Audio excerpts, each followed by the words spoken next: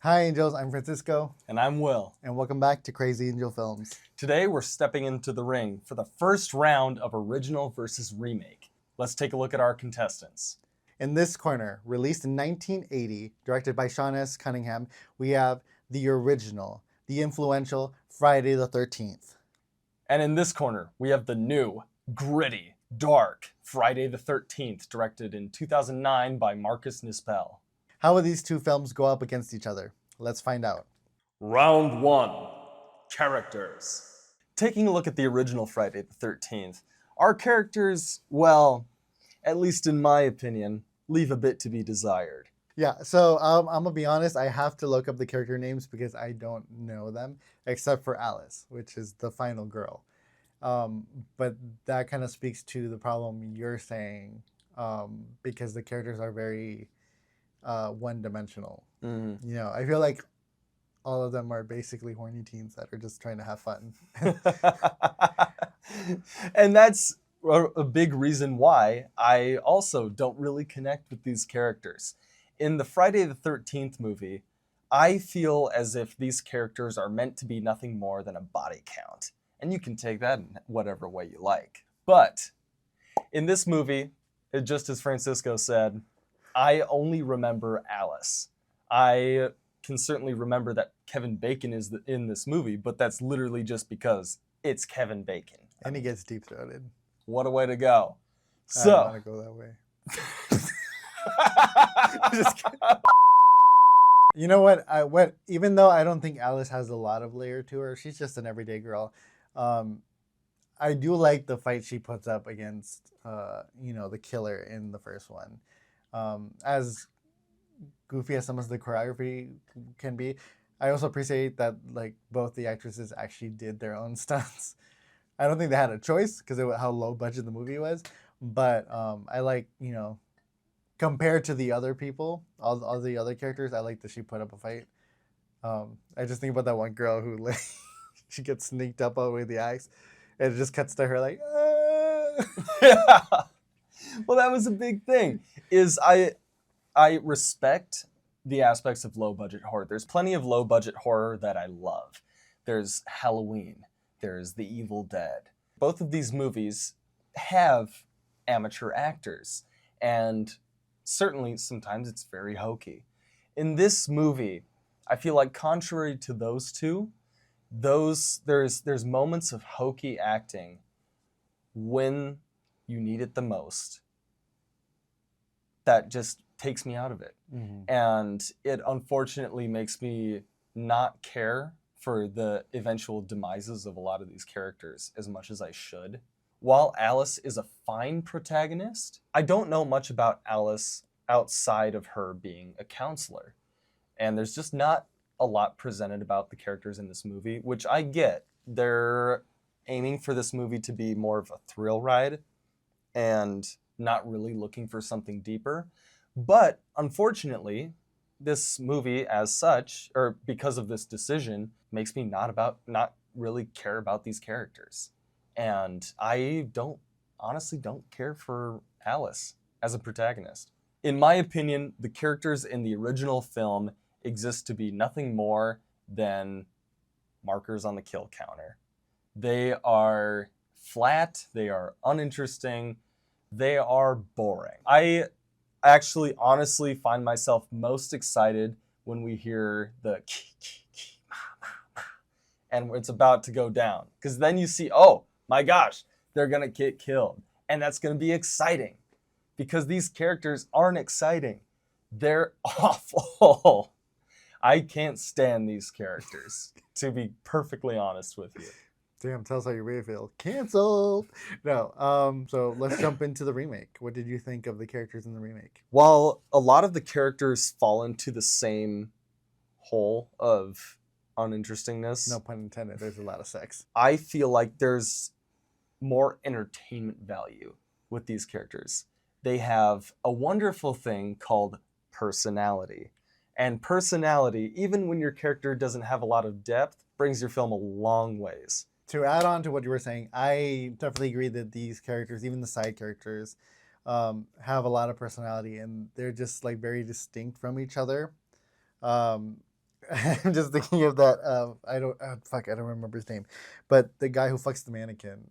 He's in it for like a scene or two. Yes. And oh my god, like when he walks up to the fucking mannequin, it's like, remember when I lost my virginity? Or you took my virginity? Oh my god, it's stupid and it's gross, but it's so funny. It's so entertaining to watch, and I think a lot of characters, even Trent, which is Jenna's boyfriend, the douchebag. Like you're meant to hate him, but but the fucking perfect nipple placement. The characters have very entertaining moments. Yeah. I think Clay and Whitney, their kind of story as siblings, very like it makes me care about them. That he's like trying to find his sister, and that he's so. Even when the whole town has given up because he's been missing six weeks, he's still like determined to go and find her, and knows that she wouldn't have just abandoned their mother when she was dying and died. To piggyback off of you, I think Clay was one of my favorite horror protagonists, and I loved Clay. So, and I thought. Definitely, Jenna was good. Jenna was Jenna. And I really, really enjoyed what the movie had to offer with these characters. Specifically, our nerdy boys. Oh, Chewie and Lawrence. Yeah. Diversity! They were a blast to watch. Every time they were on screen, I was laughing. I think there are very small moments. These characters, not that they're full of depth, but like again, they have personality. Chewie is very funny. I was very grossed out when he drank out of his own shoe, his crusty, dusty shoe. But when he is like gets killed, they don't know that he gets killed. When he dies, Lawrence hears that there's a killer and still opts to go outside and save his friend. And it's a very small moment. But I'm like, wow, that like those small moments say a lot about a character, Yeah. and that he is willing to go out there and risk his life to save his friend if he can. And I wanted to speak on that about Trent. Is that at the same time, while our nerdy boys were very like they cared about each other, like they were like, dude, that's my bro. I'm still going in after him. Trent, on the other hand, is kind of he's kind of slimy from the get-go. Like he does something where it's like, hey, that's not nice. But you're still like, whatever about him. And then little by little, you just see how he's a manipulative boyfriend. But they don't exactly ever like outright call it out. It's just you're left to see it. And especially when he cheats on Jenna. It's just perfect nipple placement. I thought Trent was a delightfully evil person that you wanted to hate, and you just couldn't wait for him to get killed. And when he finally does get his comeuppance, it's so satisfying. I also want to talk about characters in regards to this movie's opening, which caught me by surprise. It's kind of a mini movie in the opening scene where we're introduced to a bunch of new characters and spend, gosh, what was it, 20 minutes? Something like that. Yeah, 20 minutes or something. Just alone and with these characters who we think that they're going to be our brand new protagonists, and it gets right down to the action. But again, while these people exist for 20 minutes in this movie, with one exception, these characters are just dripping with charm, and they're bouncing off each other really, really well. I can tell the cast got along, and I hope they enjoyed their time on it, because definitely myself as a viewer, I had a lot of fun watching it. Our beginning cast of characters, they are charming, they are funny, they are really horny, they're a blast to watch. And when they do get killed, it's a shock. It's an active shock, because you're not expecting that these are the opening kills of the movie. And when you finally get hit with that perfect title card placement, it is awesome. But you know what I think, for me, and I expect the same, correct me if I'm wrong, for you, that it throws you off that that's an extended opening scene Mm-hmm. because there's like a mini opening scene that's like the ending of the first one with Mm-hmm. like the remake Alice and Pamela, and then you jump into this one, you're like, oh, this is our cast, and then it's like, just kidding. No. I like that. I like that a lot. Again, perfect title card placement. So, as far as round one goes, I'm going to have to give this one to the 2009 remake by far. That's blasphemy. No, I agree. I agree. This round, I'm going to have to give it to 2009 remake as well. All right. Moving on to round two, we have round two, Killers. Right. So let's talk about Pamela, Mrs. Voorhees. Mm-hmm. Okay. So I respect Mrs. Voorhees, and I understand. I know you come from a place which you can elaborate.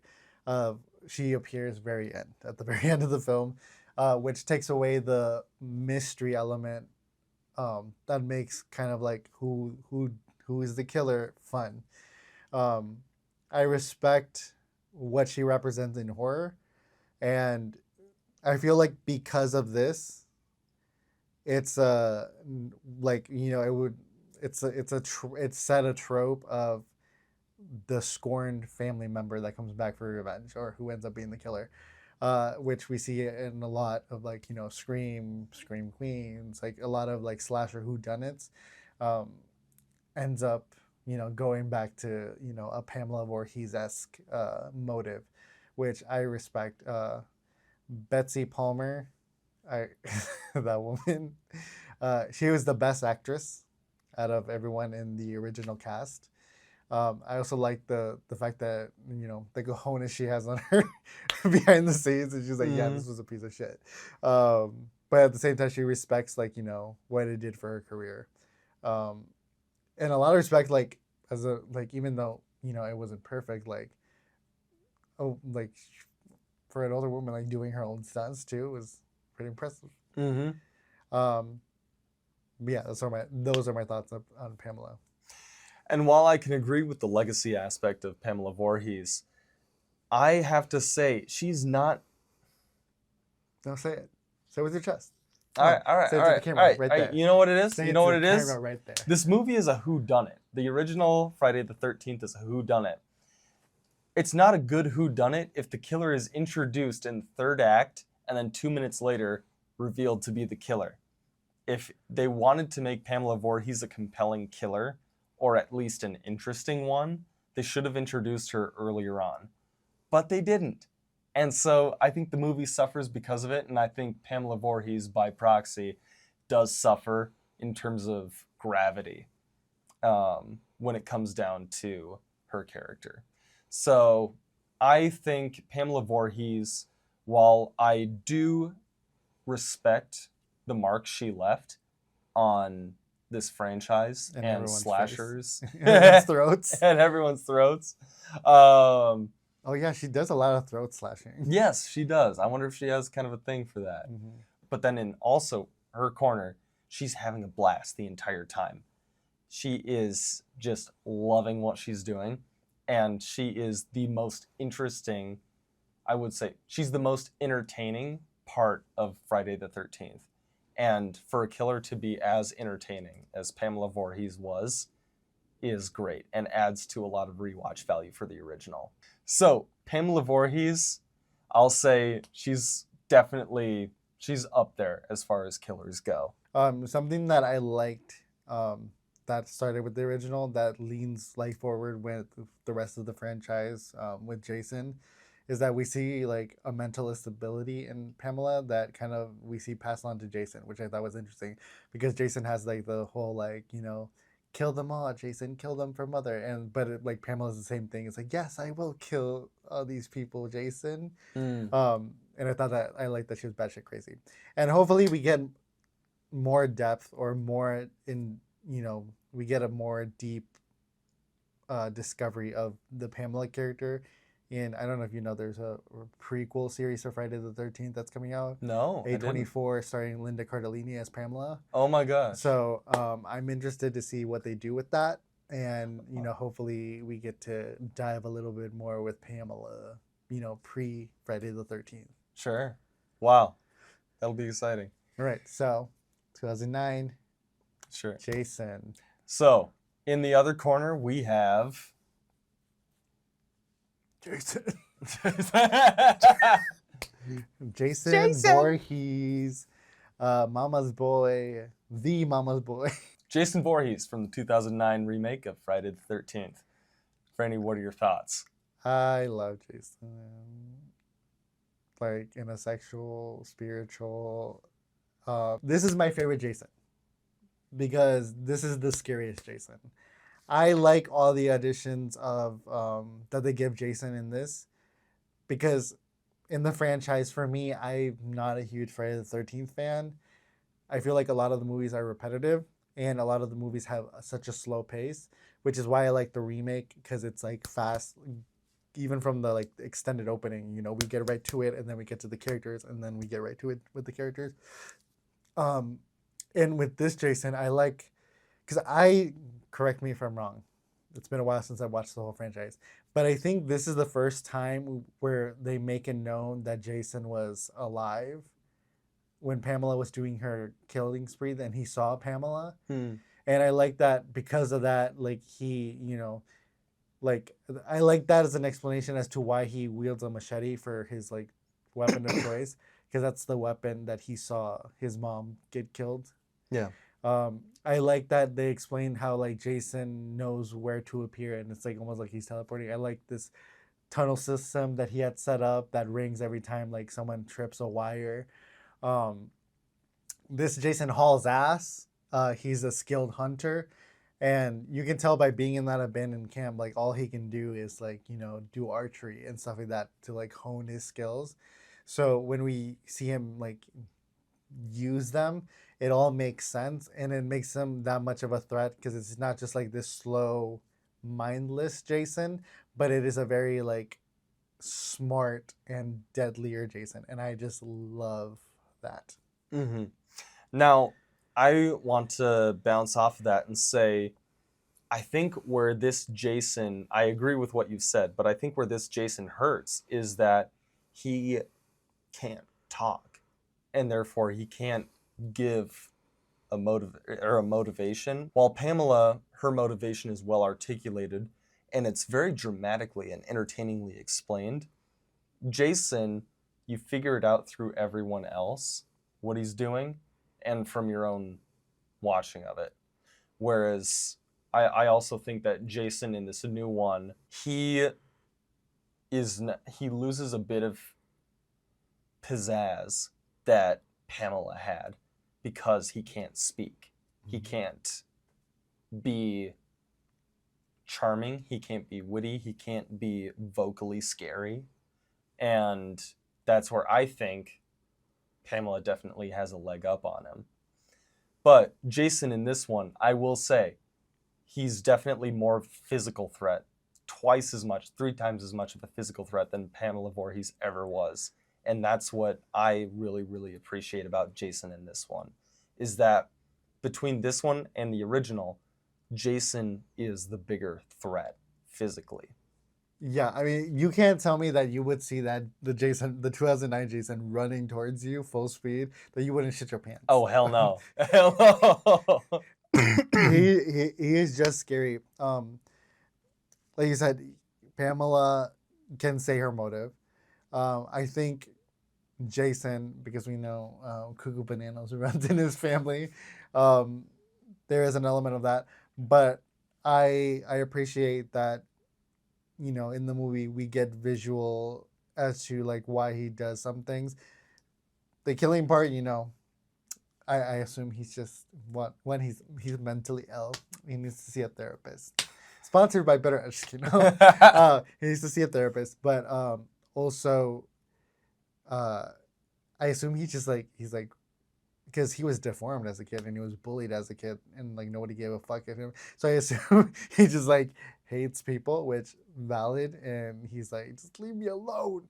But I like that, like we see that he kept Winnie alive, and then we find out, like through visually we find out that he only kept her alive because she looked like a young Pamela.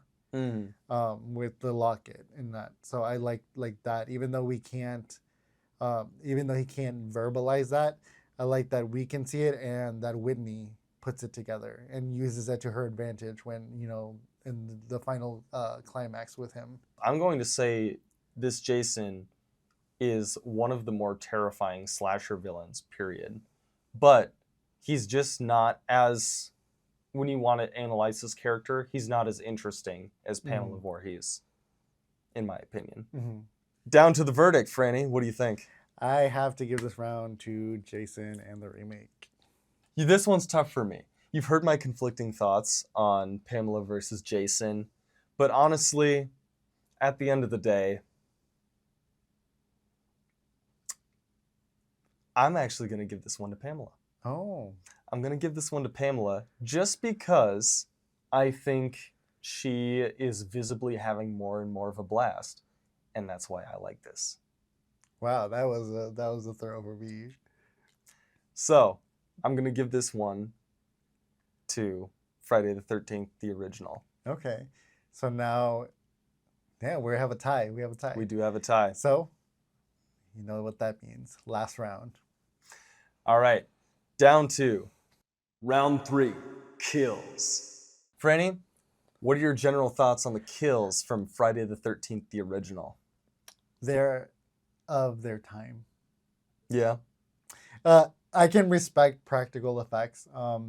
I think some of it, I would like to see like a more modern remaster of the movie, because I know some of the prosthetics like doesn't quite match skin, like depending on shots, doesn't quite match like the skin tone. I really like the look of Kevin Bacon's kill, for example. But there are also a lot of kills that like happen off screen. Like I forgot Bill. Bill. No, it was not Bill. It was another. He was. I think it was the very first one. Is like when they're in the bunk Ned. beds Yeah, and like Ned. he's just like his throat's already slit. Sure. Which again, it's low budget, so I understand like you can't show every kill. Yeah.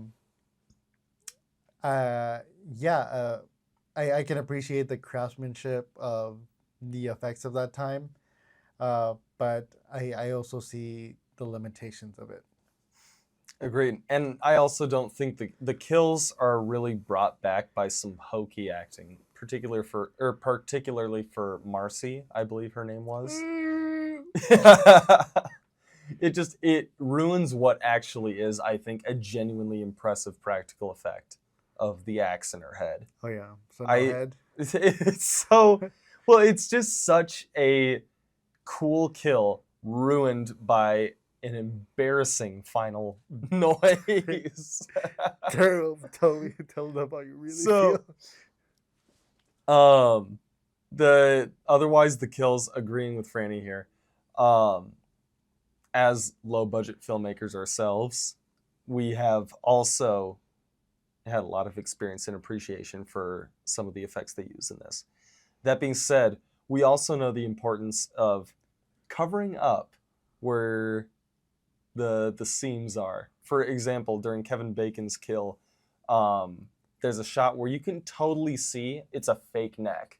The neck bounces out like this, and it's a different shade too. Yeah, and now during one shot you can barely tell. It's the profile. One. Yeah, the side profile. Yeah, the frontal is it's a hokey shot. You can tell it's a fake neck, and that it does bring down the moment of the kill for me. And it's unfortunate that when you can tell they're fake, it does ruin the moment. And that's really honestly the gist of my thoughts on the kills from the original as well. And I just remembered, like, not even who was it? You said Ned, where we see the neck cut. There are some where we don't like see the kill at all, like where the camera, like it's from Pamela's perspective, and it's coming up with like no, and then it cuts away. Yeah. Now, how about the remake? Oh, there's just plenty of kills. They said, you wanted kills, we got kills. I'm trying to think from the opening scene, because they kill Wade off screen. But I feel like the opposite of the first one, where it's like, like the perspective of like Pamela, and they're like, no, no, no. He turns around and you just see Jason run up, which I think was more effective as like an off-screen kill. Mhm.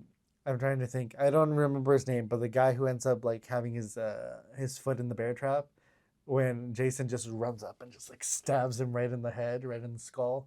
The girl who's in the body bag, or not the body bag, the sleeping the bag sleeping and bag. hangover. Roasting. Roasted that bag.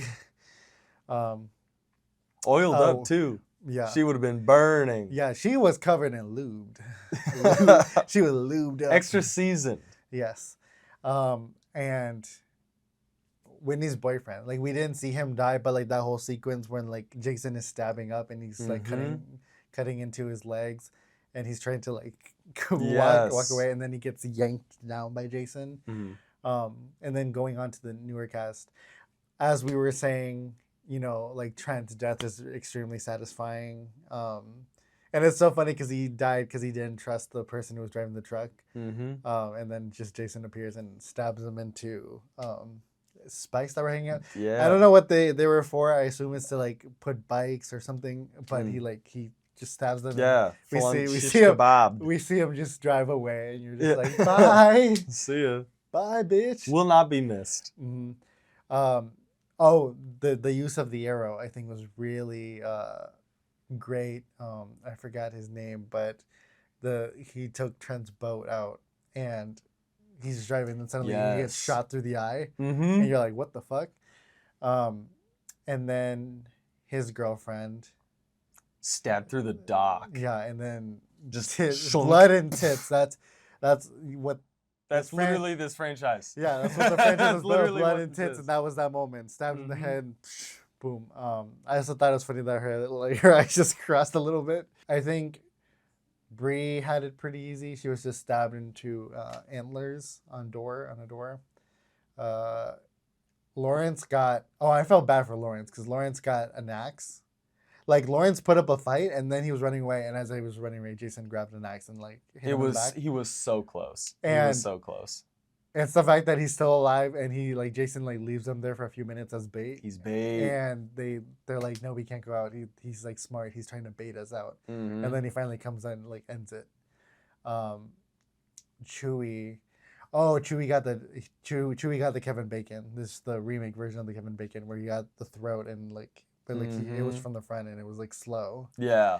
That was a cool sequence because there was like the flickering light and I'm trying to remember who Jenna.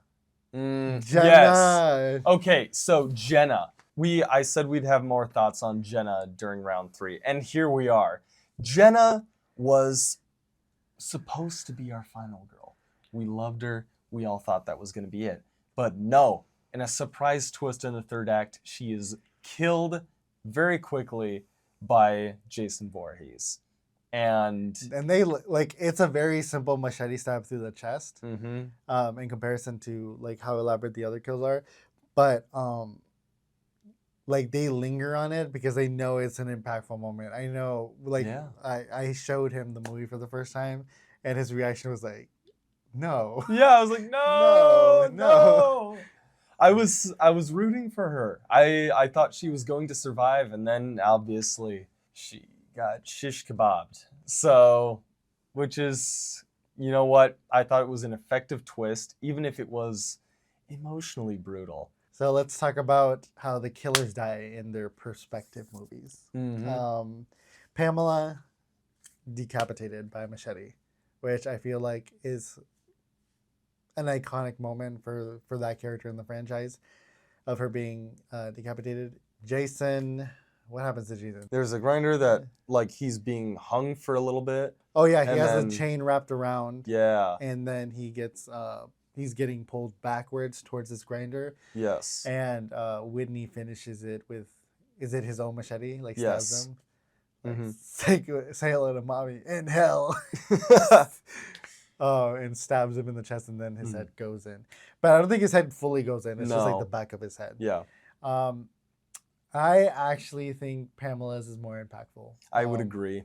I would agree. Although I think Jason's is more dramatic Mhm. and drawn out, I feel like Pamela just had the better death. And the death is iconic for a reason. And her head becomes a very important relic, artifact, Yeah.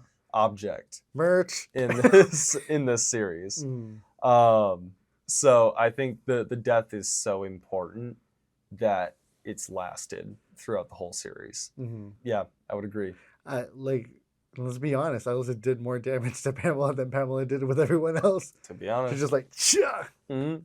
So, Franny, I have to ask, highs and lows from the kills from each movie. Let's start with the original. Best and worst. I'm gonna say the worst are, I think, the first two horny couple when they die off screen. You know, and they're like, no, no, no. Best, just for the sake of it having more of an impact on the franchise and looking more realistic, I'm gonna say Pamela losing her head. All right. For the remake, I'm gonna say the worst death is Wade, because again he dies off screen. The best death in that movie, I am going to give it to the girl who gets burned in the body bag, or not the body bag, it turns into a body bag, but the sleeping bag.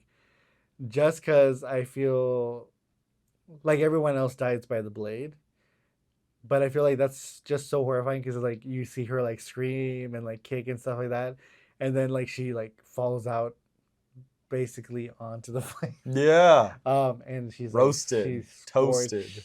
She's scorched the fuck up. Mm-hmm. So I'm gonna say her because I think the idea of that is more horrifying to me. Like I would rather be killed, like decapitated and something quick. Yeah.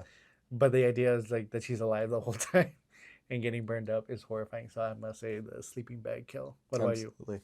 Well, on the original, I'm gonna give my least favorite kill to Ned. Off screen, bunk bed. It's boring.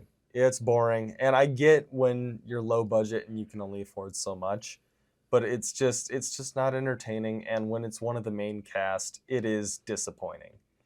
I am going to give the highlight kill of the movie to Kevin Bacon. I'm going to say, even though I complain about one shot of the effect, I think the idea of it itself is so creative, and that first shot of it is so good that one, I would actually try to replicate that in a movie someday. That got a reaction out of me the first time I watched it. Now, as for the remake, I'm also going to give the least favorite kill to Wade. It's, like I said, off screen, and even then, from what we see of him, it looks like a stab or two. It's not bad. Mm-hmm. I say it's not bad. There's blood everywhere. I'm going to give my favorite kill to Nolan. And here's why. I think how vicious that aim was, just to go like thunk through, just the immediate like shock of the thunk was so good. I've never seen anything like that from Pamela. Nothing else from, honestly, many other like killers in any slasher franchise. Yeah, because they're like in the middle of the fucking lake. Yeah. No, Jason was like on that. He's just thump. And it's so cool. And then the fact that turns into something else of the like, hey, no one's operating the boat. And then his girlfriend's about to get destroyed by it. She gets hits. She gets nicked by the boat. Mm-hmm. So I think that is my favorite kill of the movie. Final verdict for this round. So for this round, I'm going to give this to the 2009 remake. It's just super, super entertaining in its kills. I think that is the highlight of that movie for me. I'm going to give it to the original.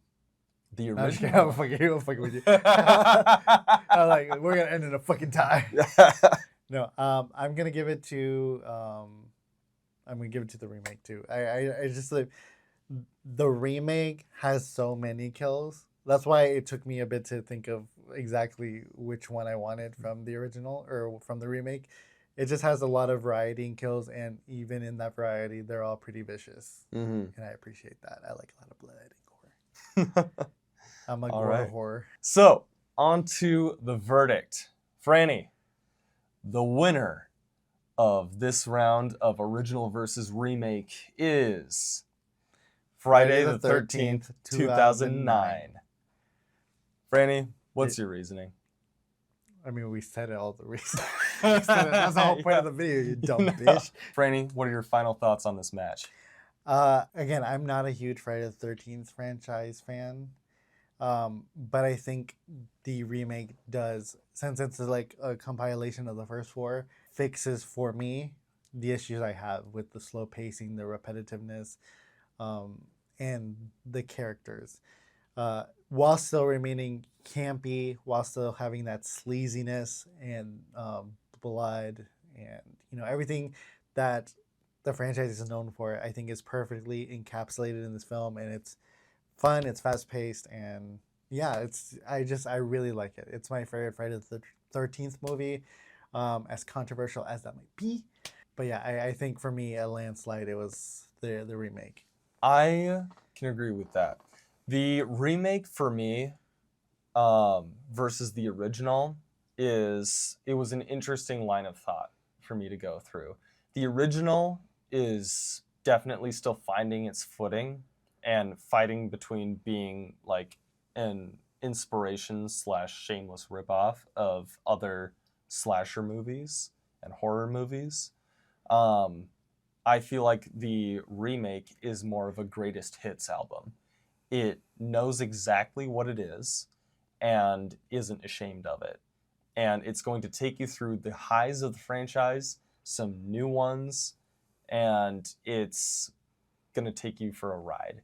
It is absolutely a thrill ride, and I think that's where the remake excels. And even though I gave round 2 to Pamela, I do have to emphasize that it's only barely. Jason Voorhees in this movie, again, is one of the most physically threatening villains in any horror movie. Heck, any movie I've seen. He is a force to be reckoned with.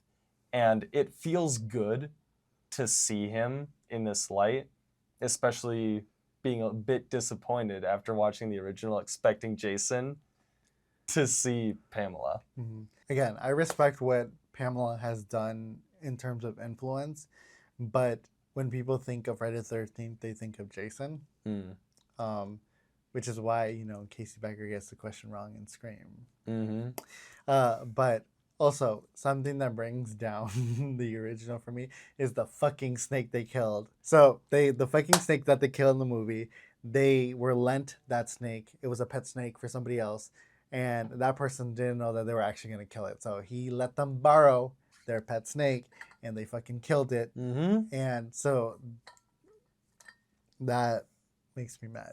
So, the winner of this matchup by unanimous decision is Friday the 13th, 2009.